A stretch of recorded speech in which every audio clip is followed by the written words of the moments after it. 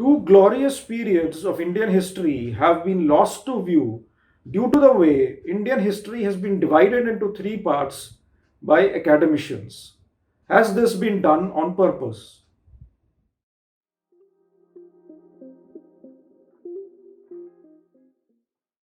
James Mill, a Scottish historian, was the first writer to divide Indian history into three parts: Hindu, Muslim, and British. Now we call this division ancient, medieval, and modern, but that hasn't changed things much.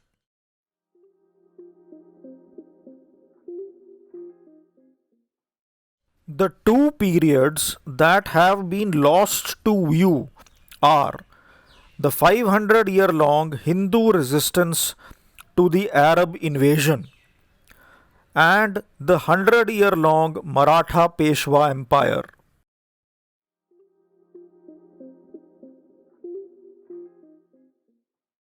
The first part of Indian history, called Ancient Indian History, ends with the death of King Harsha in 647 AD.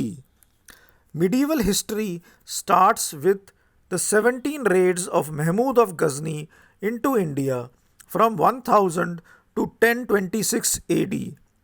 This section is filled with the exploits of Muslim invaders and rulers, but one has to note that Muslim rule began in India only in 1206 AD with the Delhi Sultanate.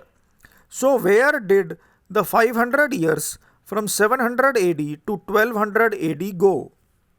In this period, many Hindu rulers and brave queens kept Arab invaders away from India. The Arab invasion first reached India in Sindh. The ruler there was Raja Dahir, who turned out to be the last Hindu ruler of Sindh. Dahir had once given asylum to Hussein ibn Ali, the persecuted grandson of Prophet Muhammad. Raja Dahir was defeated by Muhammad bin Qasim in 712 AD. Emperor Lalitaditya of Kashmir foiled numerous attacks on India by Arab king Mamuni.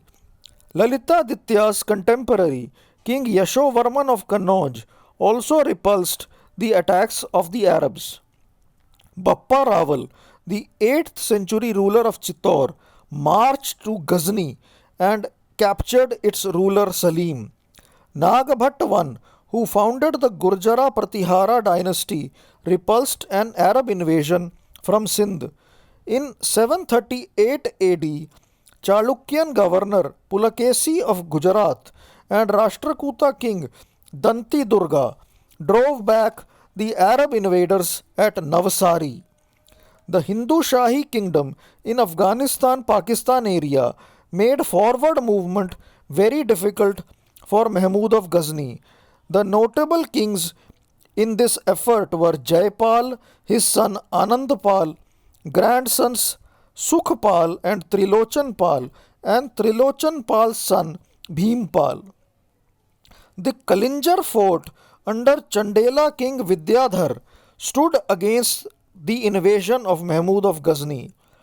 In 1024 AD, Mahmud of Ghazni had to run away from the battlefield to save his life due to an attack in the Rajasthan desert. King Suheldev Pasi stopped the march of Ghazi Mian, nephew of Mahmud of Ghazni, in Bahrech, Uttar Pradesh, in 1034 AD. Naiki Devi, the Chalukyan queen of Gujarat, defeated Muhammad Gauri in 1178 AD in Sirohi district of Rajasthan in the Battle of Kasaharad. King Prithviraj Chauhan of Delhi defeated Muhammad Gauri in 1191 at the Battle of Terain. In 1192, Ghori managed to win. Queen Karma Devi of Chittor defeated Kutubuddin Aibak's forces in 1194. Why are these brave Hindus not even mentioned in our history books?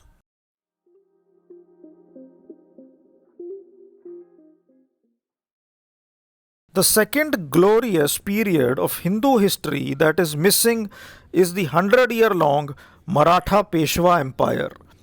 Medieval Indian history ends with the death of Mughal Emperor Aurangzeb in 1707, and modern Indian history begins with the entry of the British into Bengal with a win in the Battle of Plassey in 1757.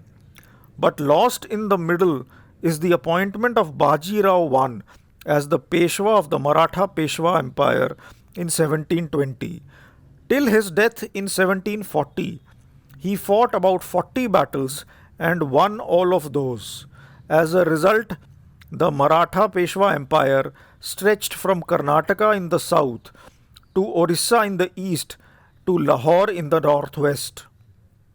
This empire finally came to an end in 1818 with the Third Anglo Maratha War. Why is this 100-year long Hindu empire omitted from Indian history? Have these two periods been buried in the folds of history to show the Hindus as weak? Think about it.